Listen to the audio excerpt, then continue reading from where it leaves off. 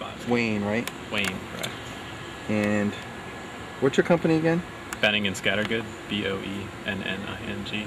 Hang on, B-O-E-N-N-I-N-G. And Scattergood. Scattergood. And that's brokerage firm. Gold, baby, gold. You want me to look at you or Look at Marty. Look at me. Just talk about. You ready? I'm sorry. Yeah. You ready? Right, yeah. Just talk about what you were expecting coming in here today, and maybe just talk about your round a little bit. Okay. Wasn't expecting a whole lot. I mean, I had a good first round last year in this event, so I was hoping to get off to a good start. Bogey the first 2 holes, kind of sloppy start, but after that, no 5s on the card. An eagle on 5 got me going pretty good. I hit a 6-iron in there from about 205 to maybe 25 feet right up the hill. Got me back to even par and settled me down. And then a couple steady holes, and then birdied 9 with a 2-putt, that par 5, and then birdied 11, 13, and 15. The birdie on 11 was pretty nice. It wasn't expected. It was about 30 feet down the hill, and it just kind of slid in the right side, so that was a nice bonus. So how do you turn around when you're kind of 2 over after 2? Well, there's no better time to be 2 over than after 2 holes. Is kind of what I was thinking, right? I mean, you got 16 holes to make it up. I had played a practice round a week or 2 ago. I was pretty comfortable. Knew what was ahead of me. It seemed like the pins were in fairly accessible locations after the first couple holes, so I felt like if I just made a few good swings and made a few good putts, I can get back in it, which I did. I got lucky. I mean, it's the way it goes. Sometimes you have that mentality every time you go out, and then sometimes it just doesn't work your way, but today it did. Last couple of years have been kind of a rebirth for you in the sense that you've played pretty well. You finished 2nd in the Patterson Cup last year? 2 years ago. 2 years ago. Seem to be in contention a lot. I mean, have you changed anything with your game, or can you point anything on that? I can't point my finger in the last couple of years as a turning point for me. It's just you keep signing up and hope you play well, and you play well when there's only 4 or 5 rounds that really make or break your year. I mean, you know how it goes. You could play well all year and have 4 or 5 bad days in gap events, and it looks like you had a bad year. So I just I try and focus a little more on playing in these events because I tend to get a little flighty. But really, that's about it. I mean, my ball striking is a little bit better. I've been getting a little help from a pro at St. David's, and just working on that and trying to keep swing thoughts real clean and simple for my swing. Can you tell when you kind of have it going? Yeah, you can, but you don't want to think about it. I don't want to, you don't want to say to yourself, "I've got it going. This is my day," kind of thing. You just, I mean, it's cliche, but you just want to hit a shot and then hit the next one and then hit the next one, and just. You should have some sort of swing thought or swing key or thought over every type of shot that you have, which I have right now, or I had it today. So that was comfortable. I was comfortable over most of my shots, and I was hitting them properly, and they were going the right distances, and everything kind of went in my favor.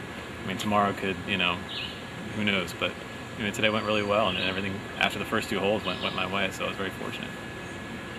What's your thought? Is there one thought? No, I don't want to tell you my thought. That's the secret. Okay. Yeah. Just run through those birdies and eagles again. What'd you hit into number 5? Sure, number 5. I had 6-iron from 205. I was a little downwind. Pin was middle back. Figured if I hit it at that right bunker about 10 yards right of the pin and it drew, it would be perfect, which it did.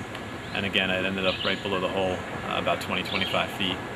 And I made a really nice putt there. That one actually went right in the heart. That was really good. Again, got me back to even, kind of settled me down. Everything's gonna be fine, kind of feeling. And 9, I hit a really good drive. I drove the ball really well today, and hit a 3-iron to about 40 or 50 feet, and rolled that to about 2 feet, which was nice because most of my par putts today were in the 3, 4, 5 foot range. So it was nice to have a little tap in birdie on 9. So that got me to 1 under. How far was that 3-iron? 3-iron was 229. 229 to the pin because the pin was up a little bit. Okay. And so 11? 11, good drive off the tee, rolled through the fairway into the rough. I had an in-between kind of yardage. I had 105, hit a 56 degree to the middle of the green, and really just trying to cozy it up because it's not a makeable putt. And again, it just kind of dropped in the right side, which was nice. How far would you say that putt was? It's about 30 feet. About 30 feet. And you said down the hill? Yeah, down the hill. It's not a putt you're trying to make it. I mean, the hole looks really small when you're going down that green, so you're just trying to, get it real close. But again, I dropped in and it felt really good. 13, good drive on 13. I hit, I believe it was a wedge back there from 123. It was a wedge to the back pin, just behind the hole, short of the fringe, about probably 15, 20 feet straight back up the hill. Couldn't find a read on it, so I just hit it straight, and fortunately it was straight, and that one went in. Made a really good 2-putt on the next hole. I mean, I think it's not a birdie, but I think it's notable that it's 60 feet above left of the hole, and hit it down to about 8 feet and made that for par, which I thought was really important. And then on 15, the par 5, I hit a good drive and a 3-iron to about 60 feet, 60 or 70 feet, and then putted up to about 8 feet and made that one, which was really nice. And then just played the last 3 holes really solid for me. Yeah. And how far was that 3-iron? On 15, 240, about 240. You've won the amateur. You finished second in the Patterson Cup. What's been your best finish in the Mid-Am? Do you remember? I think it was at Tavistock. The log jam at I think it was third at Tavistock, place. in third place. Yeah, missed the playoff. So, being a veteran of these things, what do you go into tomorrow with? What kind of mindset? I got a softball game tonight. I'm going to try not to get hurt. That's my mindset. Again, we're only halfway home. Anything can happen. Yeah, it's great. I had a good round. I'm excited. I couldn't be, more pleased with how I played after the first 2 holes. I think I did really well. But you know how these things go. I mean, again, I'm only halfway home, and anything can happen. So I'm just got the same thought tomorrow, just trying to hit it solid. And if it goes in, great. If not, you do the best you can and let everything happen.